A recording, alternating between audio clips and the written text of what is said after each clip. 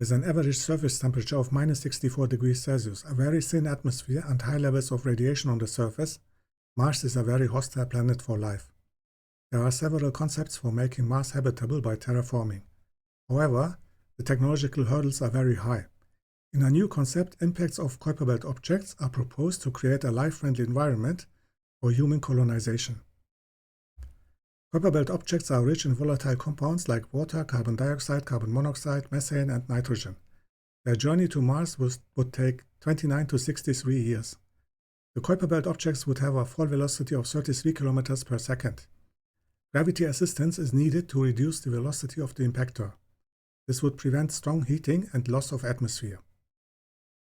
The required amount of energy for this terraforming method is comparable to the current energy consumption of humanity within a few months to several years, depending on the selected variant. In the next step, specially bred organisms could convert water and carbon dioxide into oxygen. Another concept for warming up Mars are automated factories that produce greenhouse gases, such as sulfur hexafluoride SF6, from local resources. Due to the steric hindrance of the sulfur atom, SF6 is a very inert compound. Its atmospheric lifetime on Earth is about 3,200 years. A Mars city under a glass dome with forests, fields, lakes, and houses is the most realistic vision for the near future. This would require the use of as many local resources as possible. The SpaceX Starship rocket has a payload of about 100 tons. This is an enhanced color infrared image of recent impact craters that occurred in the Tarsis region between 2008 and 2014. They were discovered by the Mars Context Camera (CTX) on board the Mars Reconnaissance Orbiter.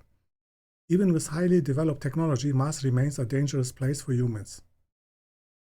This is how a future big city on Mars with infrastructure like on Earth could look like. Solar panels would work on Mars. However, due to its greater distance from the Sun, Mars receives just 43% of the amount of sunlight compared to Earth. Global dust storms, which can last for months on Mars, rule out the use of solar energy as the only source of power. The production of liquid water would make agriculture on Mars possible. However, Martian soil contains 0.6% toxic perchlorate. It must be removed by washing or thermal decomposition.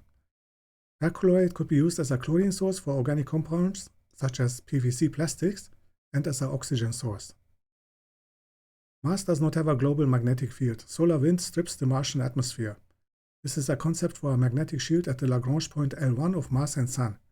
Charged particles from the Sun are deflected away from Mars. This would reduce the atmospheric loss and increase the density of the Martian atmosphere. Terraforming Mars remains a big challenge. The luminosity of the Sun increases by 1% every 100 million years. As a result, Mars will become warmer again in the future, even without human intervention. You can check out the links to the scientific articles in the description field. And you can check out my other videos from the Astronomy series. Thank you for watching.